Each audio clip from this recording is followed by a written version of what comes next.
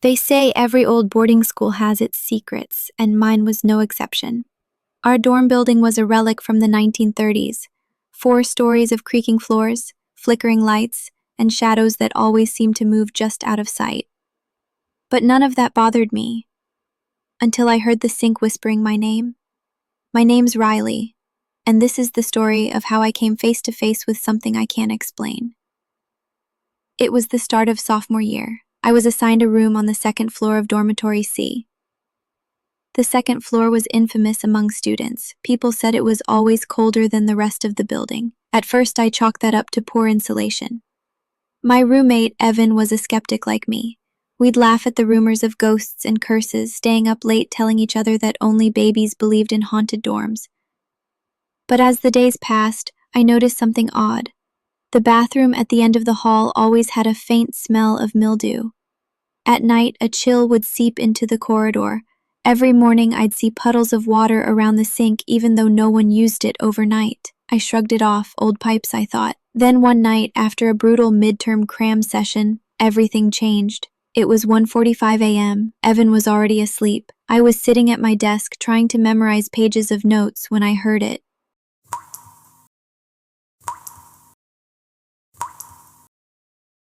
A slow, deliberate dripping from the bathroom. I ignored it for a while, but it grew faster, almost like a ticking clock. Finally, frustrated, I grabbed my phone for a flashlight and stepped into the hall. The moment I opened the bathroom door, the dripping stopped. The silence was deafening. I stepped inside. The old fluorescent light flickered above the sinks.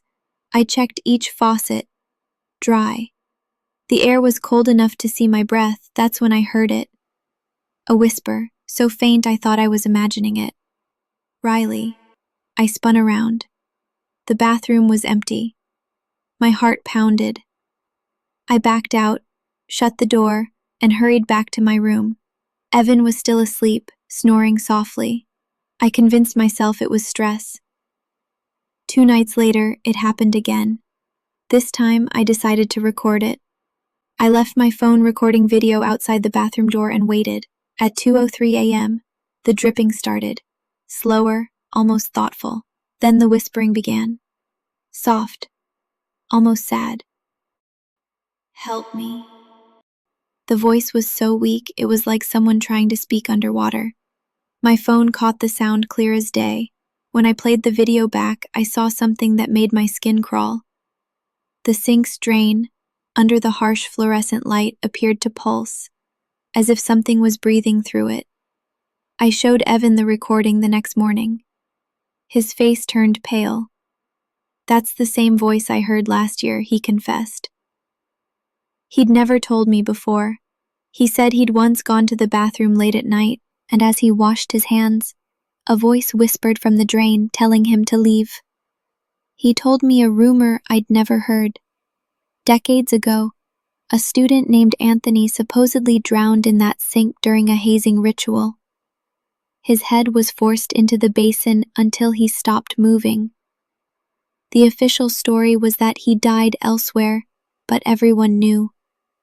They say he never left. The next night, I couldn't sleep.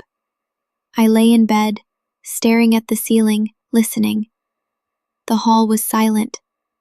Then at exactly 2:13 a.m., the dripping began. But this time, the voice didn't come from the bathroom. It came from the pipes running under my floor. Riley, come down. I felt paralyzed. My room grew icy. Frost crept across my window from the inside. Evan stirred awake, looking terrified. You hear it too?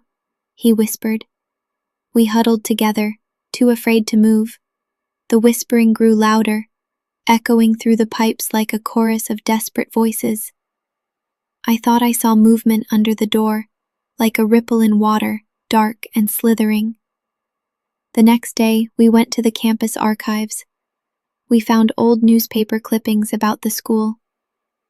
In an issue from 1974, there was a small article. Student's body found in dormitory sink. The name was Anthony R. Hayward. It was real. An old janitor we found in the maintenance room told us the second-floor bathroom had been shut down for years after Anthony's death. But it reopened because the school wanted to cover up the scandal. We decided to do one last thing, a midnight vigil in the bathroom. Armed with flashlights and a voice recorder, Evan and I waited. At 2 a.m., the air turned frigid. The dripping began, steady this time. The whispers came louder. Riley, Evan, please. The sink started gurgling. Brown water bubbled up. A foul stench filled the room. We heard a voice gasping for air, like someone drowning right in front of us. The lights went out, plunging us into darkness. Suddenly, the water stopped. The voice fell silent. The lights flickered back on. On the mirror above the sink, written in condensation, was one word: stay. We bolted, running back to our room. Neither of us slept that night.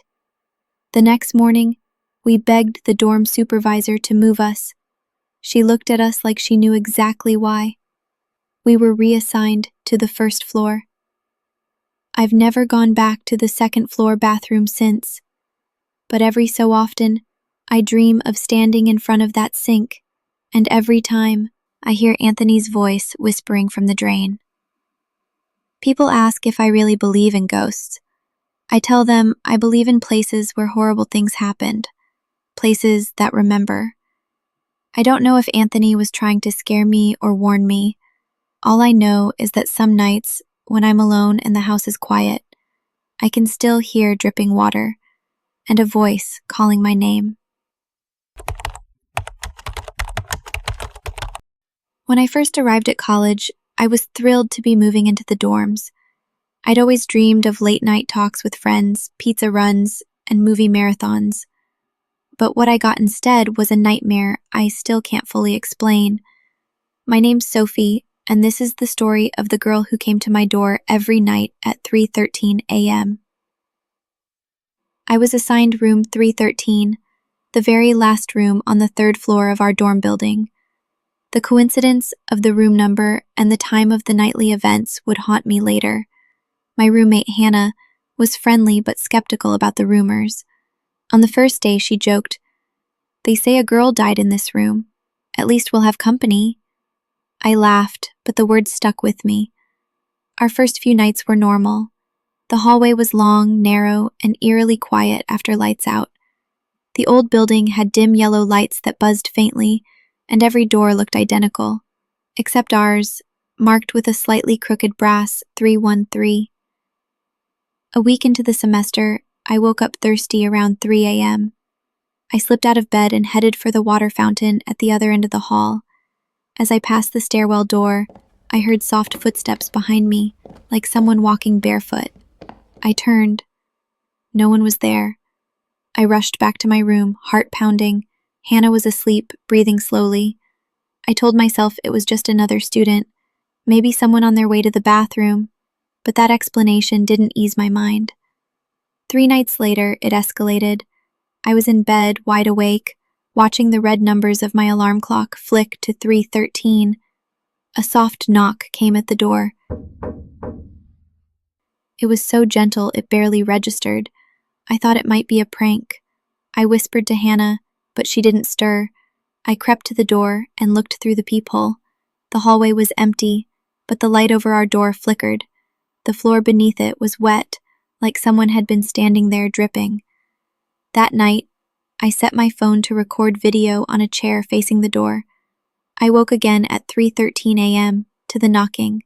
This time louder, tap, tap, tap. The door rattled lightly as if someone was pushing against it. My heart nearly stopped. I forced myself to count slowly, then lunged for the phone. When I reviewed the video the next morning, my hands shook.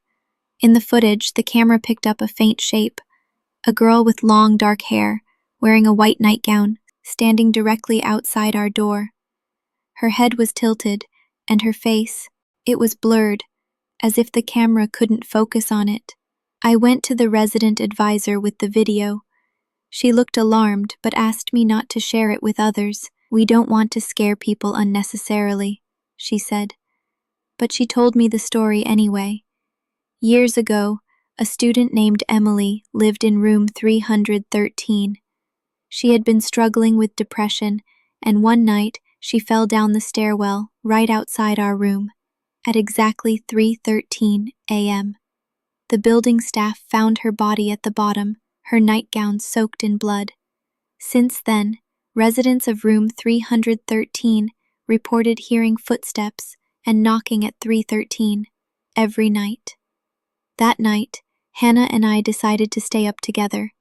We held hands under our blankets, eyes fixed on the door. The knocking started, louder than ever, tap, tap, tap. Then we heard it, a voice outside, quiet but desperate. "Let me in. I don't want to be alone." The temperature in the room plummeted, our breath misted in the air. The doorknob began to turn back and forth slowly, as if someone was trying to open it from the other side. We screamed for help, but our voices sounded muffled. Hannah swore she saw a pale face appear in the peephole, with dark, hollow eyes. It stayed there, staring, until the knocking stopped. The next morning, we demanded to move rooms. Our RA helped us switch to a different floor. We never heard the knocking again.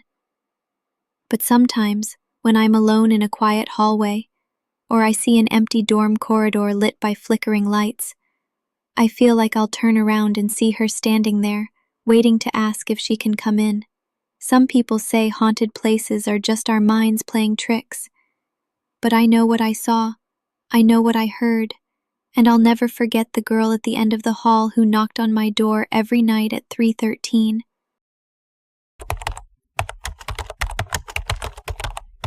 Every kid grows up afraid of something under the bed, but when you're a college student, you think you're too old for that.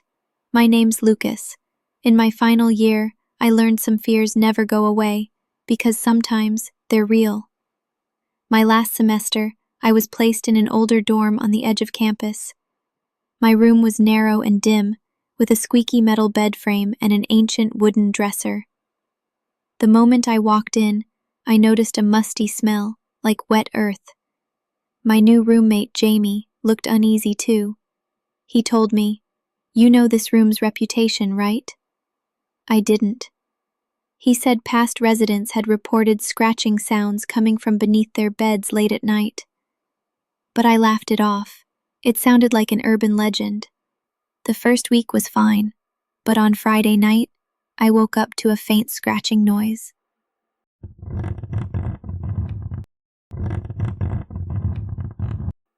It was so soft, I thought it was part of a dream. I shifted positions. The bed creaked, and the scratching paused, then resumed, louder. It sounded like nails on wood, moving slowly back and forth beneath my mattress. I lay frozen, every hair on my body standing on end. I finally worked up the courage to look under the bed with my phone flashlight, but all I saw was darkness and dust. The next night, Jamie woke me up, pale and shaking. He said he'd heard the scratching too, but worse, he swore he heard breathing under his bed, slow and ragged, like someone gasping for air. We flipped the beds over, pulled the mattresses aside, checked every inch of the floor. Nothing. But as soon as we settled back in, the scratching returned. This time, it was louder, closer. Desperate, we talked to the dorm custodian, an old man named Mr. Callahan. When we mentioned the scratching, he looked troubled and said, "That room's been wrong ever since a boy went missing there in '89. No one ever found him." He refused to say more. 2 nights later, I woke up at 1:30 a.m. to the scratching again, furious, frantic, like claws tearing at the wood. I grabbed my phone, crawled to the edge of my bed, and shone the light underneath. That's when I saw them. 2 pale, lidless eyes staring back at me, reflecting the beam with an inhuman shine. The eyes blinked. I heard a low hiss. I scrambled back, slamming into the wall. Jamie woke up screaming, seeing my face twisted in terror. The next morning, we noticed deep gouges in the wooden floorboards under my bed, as if made by fingernails. Tiny splinters, and what looked like dried blood, lined the scratches. We both decided to sleep in the lounge, but at exactly 1:30 a.m., the scratching started up there too, muffled but unmistakable, coming from directly beneath the couch we were trying to sleep on. We planned to leave the dorm entirely the next day, but our final night was the worst. The scratching began earlier than ever, midnight sharp, accompanied by low, guttural breathing. Then we heard a voice, so faint it seemed to seep through the floorboards. "Let me out." The room grew unbearably cold. Frost formed on the inside of our window. We heard something dragging itself along the floor beneath our beds. I swear I saw a hand, gray and skeletal, reach out from under my bed before fading into the shadows. The next morning, we packed up and moved to a different dorm. The building supervisor told us they'd close our old room for maintenance. I still have nightmares about those eyes. Sometimes I wake up convinced I hear scratching under my bed, even though I now live in a high-rise apartment with nothing but concrete beneath me. Some things never rest, and some places remember the horrors that happened in them. If you ever hear scratching under your bed, don't look, because you might see something you can never forget. If you enjoyed these chilling stories, don't forget to like this video to support the channel, subscribe so you never miss a new horror story, and comment below, have you ever experienced something strange in a dorm or school? I'd love to hear your creepy stories.